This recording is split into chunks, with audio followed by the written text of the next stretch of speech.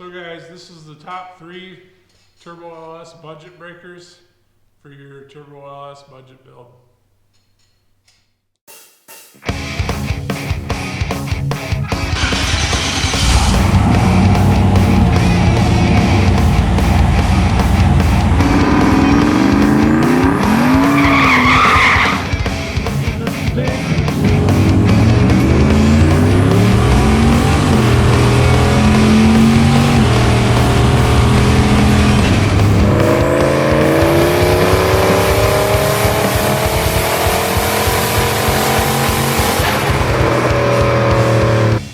So as I said in the intro, this is 3 of the biggest budget breakers. Say if you have a Turbo LS build that you're trying to do for a certain budget, say it's a low budget like most people are doing. I think a lot of people are seeing the Turbo LS craze of junkyard 5.3s and 4.8, 6 liters, everything being smashed into cars, and they want that. They want 700 horse. I'd say a 700 horse on a decent sized turbo in their car, and they want to do it on a budget, which is, I agree with. Definitely support the idea of saving money to spend on other things, but this is kind of outlining the 3 biggest things I would say for me that are unforeseen and maybe could ruin a budget. So number 1 is fuel system. As you can see here, this is a MagnaFuel 750. So for the 700 horse to the wheels kind of area of building, I would say that there's a lot of pumps on the market. The MagnaFuel is a very good one. You could run Walbro 450s. There's the AEM 300 series, I think it is. If you want to go cheaper external, there's a lot of good budget options.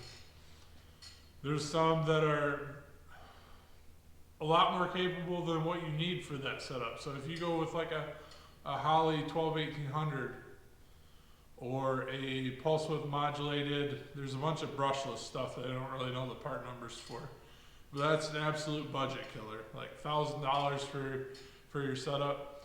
You don't really need that for a 700 horsepower setup, but a lot of people see new and shiny things, and that's what they kind of attract to. I would say fuel pump is probably one of the most overlooked things. And this is in no really particular order. I would say the second one is also, my number 2 is also going to be kind of an eye-opener for some maybe. But also on top of the fuel pump, I would say fuel system in general is injectors. It used to be a lot harder to get good injectors to make 700 horse, and a lot of people would run Deca 80s, which would really run out on E85 at that level. But now Snake Eater's got some. The Bosch 210s, those are good as long as you get authentic Bosch stuff.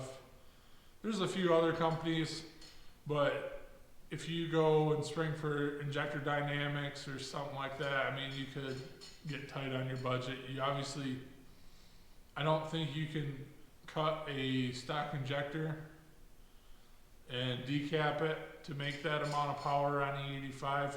It would probably be really close to that. I could be a little bit wrong on that. Maybe if you got some flex fuels and decapped them. But this is kind of just something to think about, because you're still going to pay money to have them decapped, to have them flow tested, unless you're just you're going to just free ball it and not worry about your engine at all. But that's not what I would do. But so number 2 on the list, this is your torque converter. This can make or break the drivability of your build. So if you want to make 700 horse to the tires, it doesn't really matter if it makes 700 horse, this makes it not drivable. And I'll give you a side note of advice on that. When you order one of these, if you spec a converter for your setup, be honest. Last year I told my converter builder, which is Jake's Performance, that I was going to be making 750, 800 horse. We never turned it up over 5, basically. So that made it very tight, very hard to spool on the line. And it just makes it not very enjoyable. As you can see in my other videos, if you look through and watch my drag racing days, where I did take the car out, I only took it on 2, and I don't think I put footage of the other one up, but it made it really unenjoyable to drive because I could never get the turbo to spool on the line. This converter was too tight. But I guess what I'm trying to say is a lot of people act like it's easy to make 700, 800, 1,000 horsepower, which it is. It's a lot easier to do with an LS than most other platforms. But you have to also consider what that goes through to get to your rear and to do crazy burnouts and do 8-second passes and all this other stuff. You're gonna sponge up quite a bit of money depending on what trans you have. This is, I think, a $600 and something converter from Jake's, or was. I can't remember now. But it's a 258 millimeter, so it's actually bigger than the 9.5s that a lot of people use on them. But I kind of wanted to build for the future. A lot of people kind of act like you can just throw a 4L80 in, whatever car you've got and run 9s. But when you're trying to spool and you have a stock converter in it, it's just going to snowmobile. It's not going to hold the power. And there's people that kind of have worked their way around it and tried to use a stock converter. The easiest thing to do is to get a converter that's spec for your setup and make it a lot more enjoyable to race. Unfortunately, if you do a 4L80 torque converter, anything that's going to hold a decent amount of power is quite a bit of money when you get into a lockup trans. This is a non-overdrive, non-electric overdrive for a 400, and I had it respec for my Power Glide this year. But these are considerably cheaper if you're going to just race. I'm not here to tell you go non-overdrive, overdrive, 4L80, 400. I did do a video on the 400 versus Power Glide, but I think if you guys are watching this video, you probably know what you're going to pick out by then.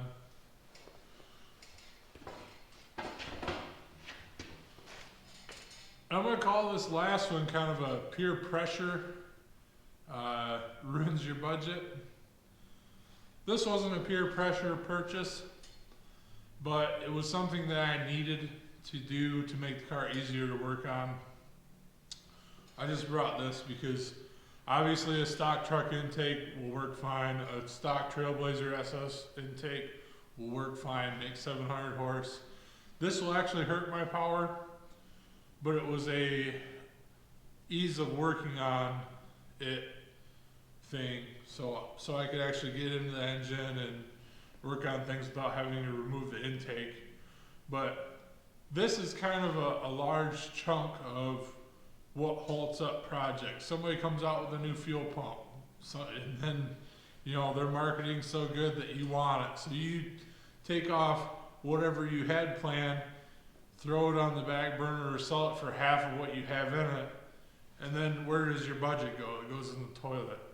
So everybody that's looking for the next best thing, I would say that maybe you should just get your setup running.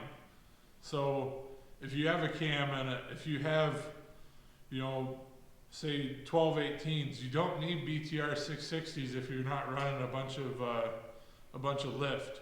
If you're not running a bunch of duration, if your cam can be stabilized by those 1218s, they're fine. Use them. Don't go and I wish I had, I should have, I want to buy.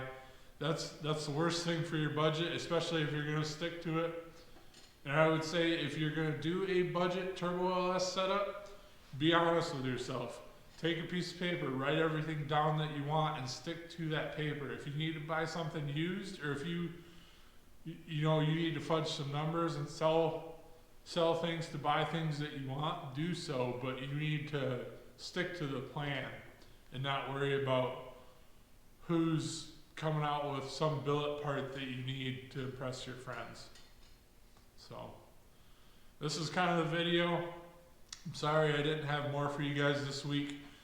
I've been working on this. I've had some other stuff come up I don't really need to bother you guys with. But I appreciate you guys watching, and I will see you on the next video.